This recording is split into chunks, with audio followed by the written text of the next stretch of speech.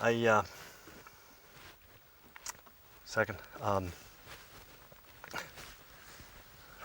Just a little bit nervous here. I wondering where my oh, right here.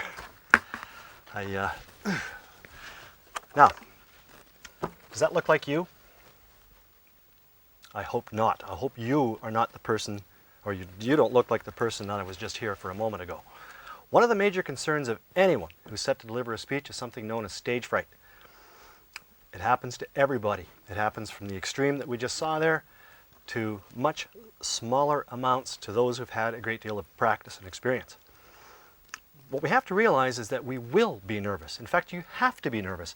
It's good to be a little bit nervous because that gives you a little bit of energy and emotion that's required to stand up here, stand up in front of every group, or any kind of a group, and deliver a speech.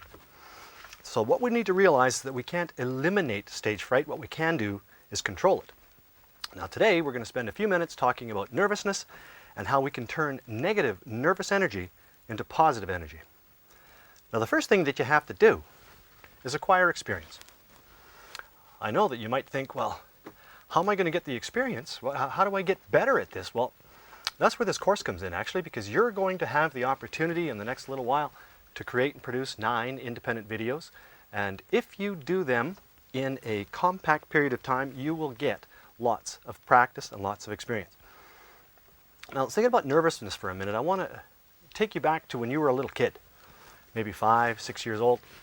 Do you remember being at the swimming pool, playing in the kiddies end with all your little friends, but you're looking over at the deep end and wondering, that sure looks like fun down there. I wonder how it is that I'm going to get up enough nerve and courage to jump into the deep end. So you walk down to the deep end and you stand there at the edge of the pool, full of nervousness and fear, but finally you take the plunge and you jump in. Of course, you get out 2, 3 times, 4 times, you're jumping in. By the 5th time, you're showing off. It's the same with public speaking. You get enough practice, you have enough opportunities to stand in front of groups, and you will improve as a public speaker. Your negative fears will be replaced with practice by a healthy nervousness, and your ability to speak will, in fact, greatly improve. Now, this is where this course comes in. My suggestion is that over the next little while, you compact these assignments into a short time frame. Don't do one every month because you're not going to learn that way. And every time that you do stand in front of a group, if you've practiced just once a month, you're going to be nervous. You have not learned anything. So take the time, if it's possible for you, to compact this. Do them, say, once a week. And by the end of 9 weeks, you will be a much better speaker. Now, another way to gain confidence is to choose speech topics that you truly care about, and then to prepare, and prepare some more. If you can walk up to the microphone or stand up in front of your classroom so thoroughly prepared and rehearse that you can recite your sleep in your speech, you can't help but succeed. So obviously, confidence is a major key to success. And confidence comes from positive thinking. In the moments before your speech, talk to yourself. Tell yourself that you have a good topic, that your outline is well written, that you're well rehearsed and prepared, that you look good, and that you feel good. Do your best to eliminate such thoughts as, I wish I wasn't here, or I wish that I could be anywhere else doing anything else but standing here freezing and feeling so nervous in front of a crowd of people. You know, the 2 most powerful words in the English language, and for any other language for that matter, are I am.